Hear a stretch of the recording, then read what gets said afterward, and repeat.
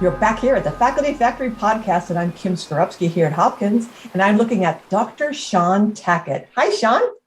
Hi, Kim. How are you? Well, friends, Dr. Tackett is a general internist here at Hopkins, and he is also the International Medical Education Director in his division. Right, Sean? Anything else you want to add to those titles? I think that's it. No, I'm sitting at home in Lutherville, Maryland, like 10 miles north of Baltimore. That gives you any sense of context, but that's it. And an associate professor. It's got to be more than that, right? Sure. I'm a father of two, a husband of one. But yeah, those are, I don't know. Those are that's most important. I love it. I love it. Friends, Sean came to me from this really interesting and novel concept. At first, when I read it, I thought, well, I think we do that. And then the more I looked at, meaning me, I was thinking back in my graduate school days. And then the more I looked at this thing, I thought, oh, this is really clever. This is really crisp, nice. I don't want to be, the spoiler alert here. So I'm going to let Sean talk about what it is. But if those of you who are interested in, education and staying current, you're going to want to listen to this episode and learn a lot from Dr. Sean Tackett's must-read articles of the month. So why don't you tell us all about it, Sean?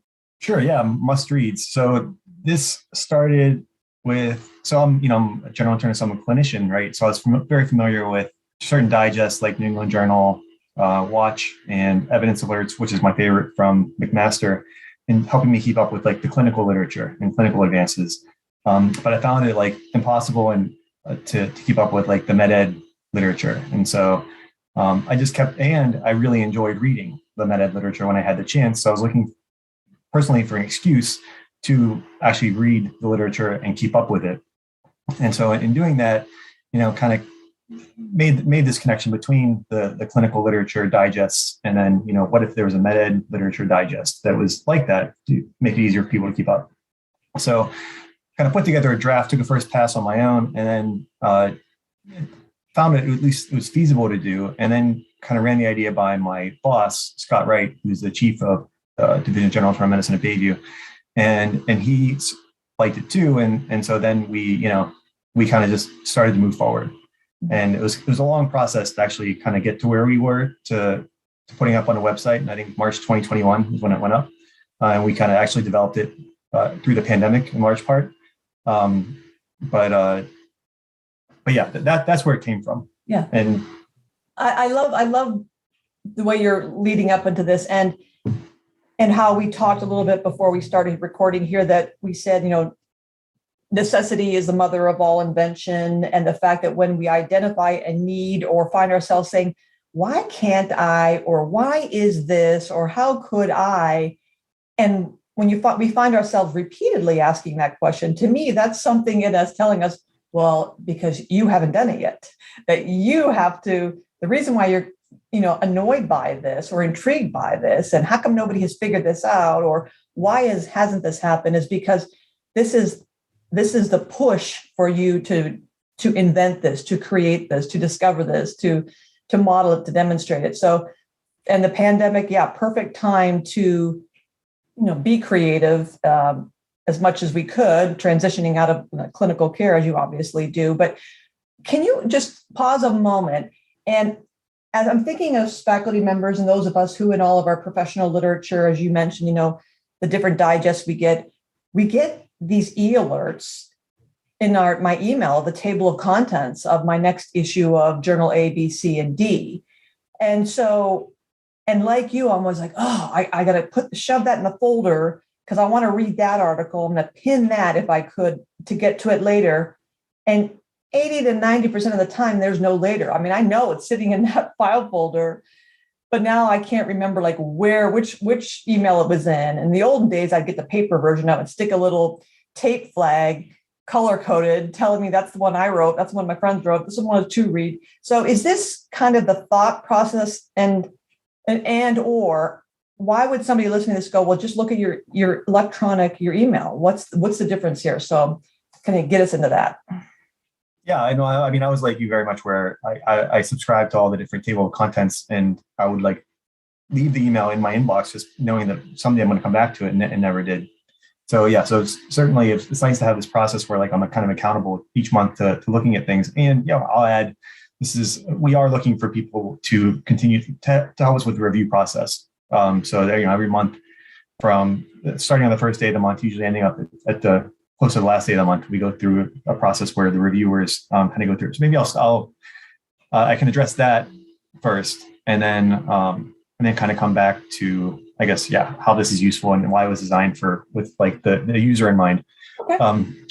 So the actual process is that now is on the first day of the month, we do a search in PubMed, and it includes sort of general medical education as well as the 8 general medical education journals that have the highest impact factor. And we only include those with abstracts just to make it more feasible for us, but that still leads to like 400 articles that each of us screens every month. And then we do it in a software, like it's a systematic review software called Covenants that Hopkins provides for free for us. So that's step one. And then once we get everybody's votes in, then calculate the votes. And then we go with the highest votes get full text review. So we pull the full text and then we put them into, OneDrive. And then there's a template in Excel that we use where we have people kind of rate the articles. I think there's 5 criteria. They rate 1 to 3 for each criteria, and then they like some explanatory comments. And everybody does that independently, and then sends it to me, and I kind of collate everybody's independent ratings, and then we send that out to everybody again in time for a like editorial meeting at the end of the month. And so then everybody can look at the different data and look at each other's comments before the meeting. And it's a 1-hour meeting where we just kind of talk through, which are going to be the top 3 or 4 articles that we're going to highlight. And we tend to actually end up discussing, if we limit ourselves to 12 articles for full text per month, but we end up usually discussing 9 or 10 of them in some level of detail. And it's very like educational for us because like we're kind of, learning how to parse these articles and analyze them, and kind of also figure out like why we like certain things and why we may not like other things. And and then so we settle on our articles, and with that we create like the gist and why this is a must read. And so those have also been kind of systematically developed, such that the gist is 2 bullet points of kind of what the article says about itself. So there's like 1 bullet for methods and 1 for results or conclusions. And then the why this is a must read is kind of our opinion about as to why you should actually pay attention to this article. And each of those has to be 50 words or less. And then we put it up on the site, and then people can check it out if they want. And there's a must reads Twitter account, which I'm not in charge of that, but that goes out. And then we let the corresponding author know too, just so they're aware that like we recognize their work. I mean, because it is, when you think about it, it's 3 or 4 articles per month out of 400, so it's top 1% that's come out. So we just want them to be aware that that it's out there, so they can kind of get credit for it and maybe like share it with other people. Sean, amazing. This is, wow, such an important contribution. I love that you came up with this. I love so many elements of this and how it demonstrates not only your creativity, but your commitment to education and the dissemination of it, and the fact that this is a team effort and that everybody is learning on the team about this, but then you're sharing all this wisdom with the world. So thank you. I just wanted to highlight a few things. 400 articles a month is what you're talking about as your denominator. So that right in it, it's a hard stop right there. I challenge anybody out there who says, no, I've got a pretty good handle on the literature, and substitute your field here, whatever that is. 400 articles a month. Who of us has that stamina or the time to really thoughtfully go through all that? So right there. Well, I mean, I don't want to mislead people. Like, we're not thoughtful about the 400 screening. It's more like a title. We have the abstract available in the software, so we can look at it. Right. Then we just kind of like click through and you vote yes or no. And I mean, for me personally, I honestly do it like when I'm like walking on a treadmill at the gym after a workout. And so when you go through 400, it takes like maybe an hour and a half when you like, if you spread it out, and you can do it on your mobile device. And so it tends to work out pretty well. Well, you're being modest. And so, I can see how that's a quick yes, no, that you're saying a bunch of things there. But the first thing is, again, $400 a month. That's a lot. That I'm saying that the gift you've given to the community is that we are hopefully in our for whatever our opinions stand for, filtering that for you. And the second thing I think is telling we as authors, you better come up with a pretty good title because that's true. there are people who are looking at that title like all of us and making snap judgments. Yep. This is not up my alley. This is not applicable, and I'm not interested in it. Yeah, that's what we found ourselves kind of resorting to, honestly, just to try to, again, canvas the literature that way. The other fun fact, kind of this emerged. So because, we always have about 5 minimum reviewers per month. And I think the most we've had any month is 8. But even with that, a majority of the articles get 0 votes. We almost never have consensus. We never have a single article getting votes from all of us, but it is the majority of literature that gets no votes from any of us. I don't know what that says about the state of medical education research or scholarship, but anyway, it does 55% or so don't appeal to any of us any given month. Fascinating. That right there is fascinating. How that could be a study in and of itself to see what are the factors that drive interest in. And it obviously comes down to words, right? The words we use. So yeah, is it the content? Is it the science? Is it simply a miscommunication or opportunities to really do a better job of branding and titling and drawing interest in the topic? There's a lot going on there. Could you tell us a little bit more about the editorial board? From where do you get the editors, and how do they view this opportunity? Are they putting this on their CV for service? I imagine if they did nothing, they, like you said, are learning a lot about writing, good writing, and then helping them pick up some tools. But how do you find the editors? They are, volunteers. So it really, frankly, the quickest answer is mostly within our division, general internal medicine. So in the formation of it, over the year and a half the process we went through to come to the final process. We presented it at our division academic or division work in progress meetings. And so people became aware, and then they kind of liked the idea and signed up. So that's been about probably half the different reviewers. We try to get all the reviewers who have participated one time or another are on our site. Again, we want to have credit for the work they've done. But so that's been that. But then I think one person we brought in who was a corresponding author for a must read. So who's at NYU, Dan Sartori. So when I wrote him, and then we ended up talking about a different project, but then he was interested in participating. So he's participated on a couple of occasions. And then, we've branched out to, I think, the hospitalist division at Hopkins campus. A med student is involved of who I met. And then we have a Brazilian, Tiago, who who became interested, and we found each other. And he's been one of our regular contributors. A lot of them are, GIM fellows, but it's just kind of here and there, and everybody's welcome to join. Most people will do it more than once after. So far so good with that, because I think people have had a decent experience the first time around. But yeah, and we're always open to including more people. But we've been successful at kind of maintaining a steady, greater than 5 reviewers per month.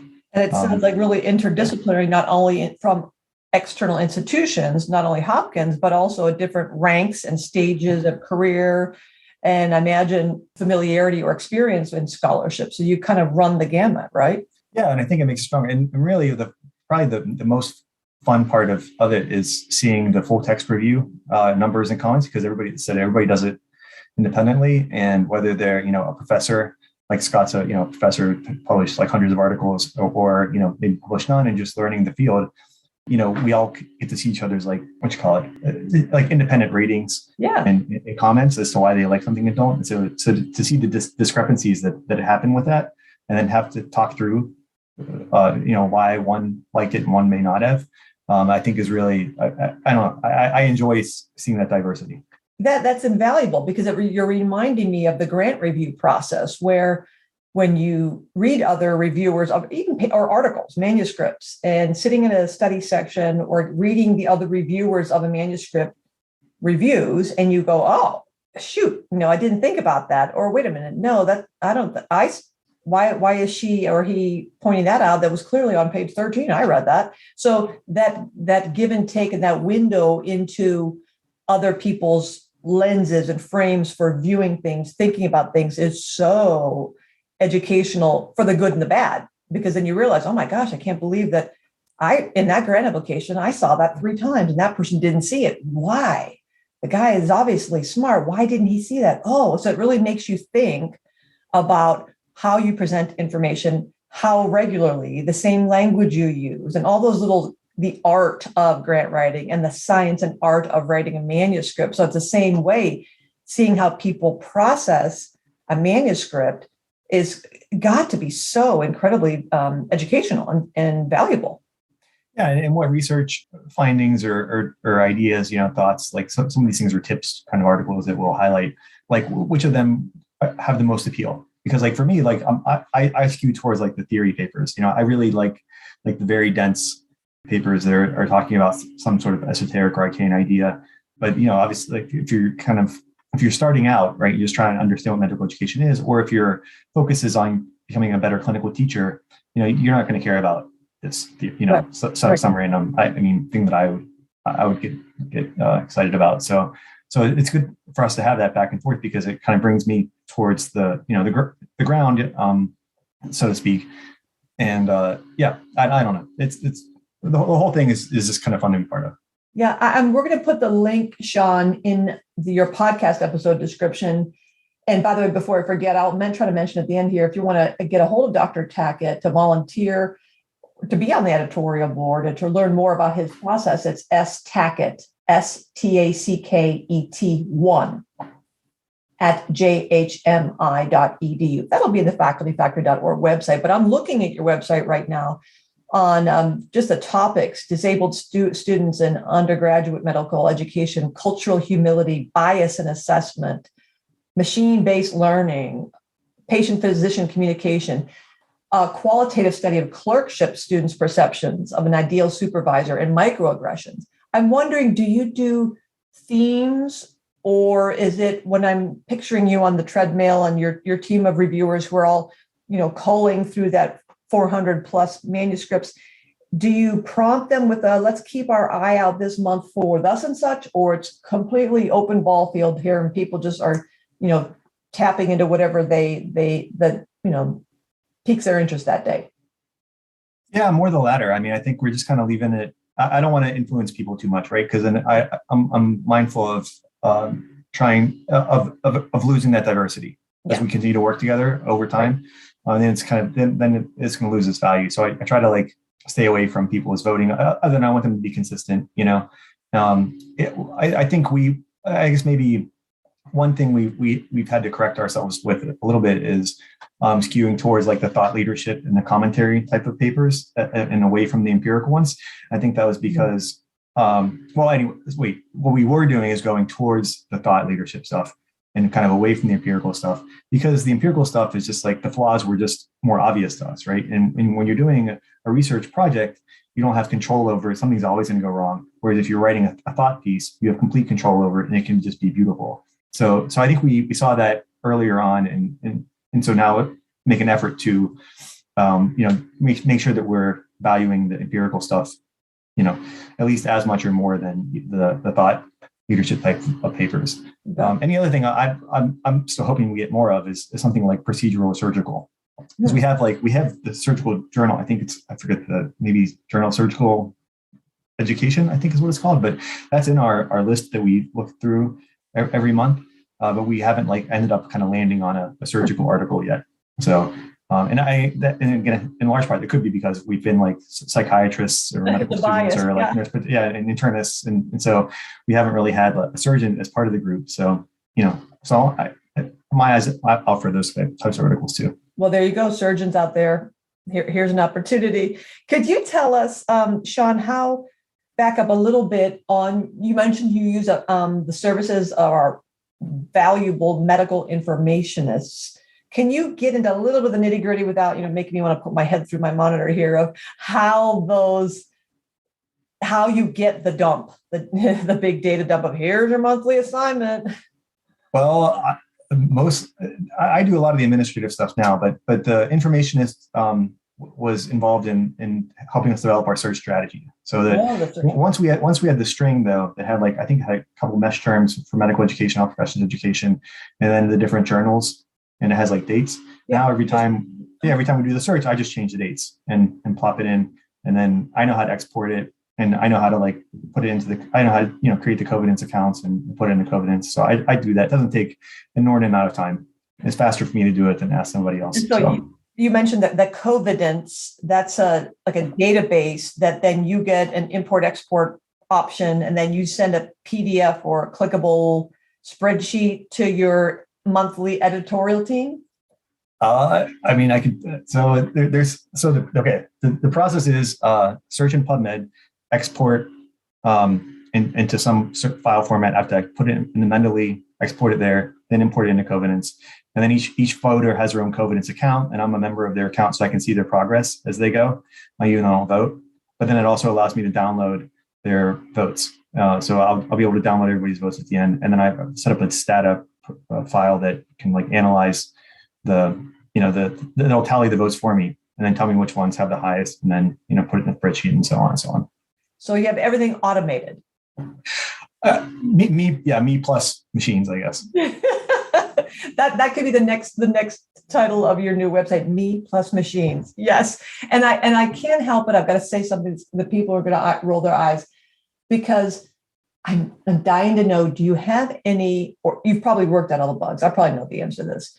Do you have any goofy things that pop up in your searches, or are they pretty airtight that you're only getting? And I say this because I had a maddening experience when we did a comprehensive lit review of everything in the world. And I'll take full responsibility for somehow we were searching for the health of aging prisoners.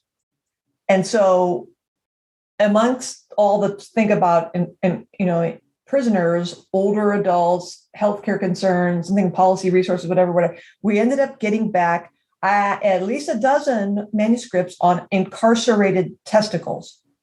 And I did not know that that's apparently a real medical thing, but it kind of annoyed me that we're talking about incarcerated people. And I'm like, how do machines get that so wrong? And we had like 14,000 articles. And it got me to the point where I thought, we have to be smarter than this. There's got to be a way to say, I get the terms, but not this, but not that. And it was the nonsense. The whole team was like, did you see that one? Well, how did that one get in there? Oh, it's probably because of this. So have you gotten all those buggy bugs out of there? We don't get too many. I've done a few more systematic type of reviews where it's trying to be comprehensive.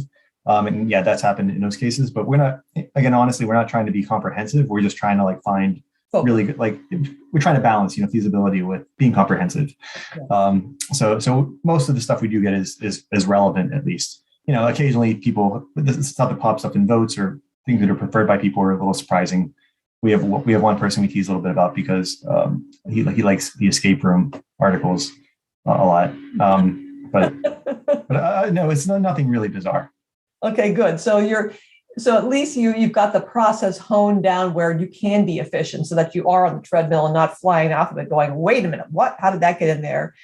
The second thing is I'm really curious about then operationally is, if I'm an editor for the must reads in the Division of Internal Medicine at Hopkins, and I get my assignment for the month, am I a monthly editor for I'm on for the month of May, and then you've got another automated thing where, okay, Kim, it's May 1. Here's your assignment, and here's the how-to. Step 1, click yes, no for these things to put your vote in for full text review. Step 3, here's a template with the rubrics for the 5 criteria. I mean, do you dummy proof this for me on the other end, or do you have to spend this time now I got to get Skrupski on the line here and help her figure out how to click on a link? Well, I mostly it's been navigable with emails. So if somebody says they want to do it for the month, then first of the month, I'll send an email out, and then Covidence will send an email out whenever they're at it as a teammate. And then the email I send out to everybody just has a few instructions on how to vote, but it's mostly self-explanatory. So even recently, we probably had 4 or 5 people join over the last 6 months, just do it for the first time ever. And and they haven't needed anything from me besides just the emails that I sent out. And then, and just, so a lot of things are pretty self-explanatory at this point. It's not high tech. I mean, I don't want to, again, imply that things are just like happening without some human effort, but that, yeah, it's been fairly easy for people to participate. Well, you did all this in I think it's like a year and a half, right? So it's really, I love it in it because it's elegant. It's a snapshot, kind of real quick picture via the gist, the 2 bullet points, and then the why. This is a must read, being limited to 50 words or less. I like that I can scan this on the fly. I imagine, using the social media and Instagram, people can get a real quick, clear and yet not time consuming whole discussion on it. Because when we first started talking, Sean, I was reflecting on back in my graduate school days when, we said that somebody would come and bring an article for discussion. And I guess if you pick like the top journal and you talk about it, but it would inevitably get down to like the methods and did they do this? Did they measure it that way? Did they do this kind of statistical test? And how about that statistical test? So I guess for the data wonks, I like data, so I get into that.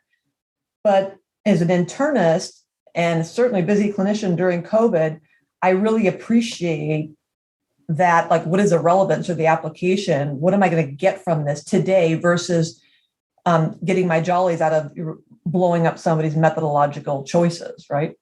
Well, yeah, I think there's 2 things there. So one is so I want to make sure that Scott gets all the credit and accolades that he would deserve just for, none of this would have happened without his support in the first place. But then we also got lucky because the website was being redesigned, the division website is being redesigned as we were developing this process. So the must-read site is kind of custom fit for purpose. And then Scott also has been the driving force to make things shorter and succinct and user-friendly. So I think without that push, I think it probably would have looked quite different. And then obviously, don't want to discount while I'm at it, don't want to discount the support from the division in terms of like the work in progress and everybody chipping in their thoughts, but especially the support from like the early pilot reviewers, like Elena, who's now kind of taken a different position, but was there through a lot of the pilot phases. Like we did 6 full pilots, so 6 months worth of pilot stuff that didn't go on a website. And then Ben, who is still with us, but did a lot of work, and Elizabeth Reisner, who's also kind of moved on to a different position. So just a lot of everybody's names up on the site, but I want to make sure that like all these things happened as a result of their work.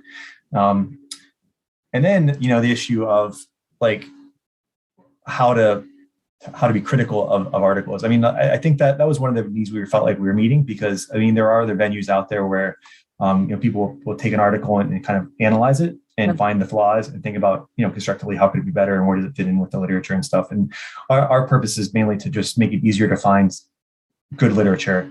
And we're kind of intentionally not critical on the site. When we talk behind, we try to make sure that we're seeing all the different flaws or issues there might be with the study, but on the site, like it's really trying to make it easy for people to understand, why they should look at this, how it could be useful to them. Yeah.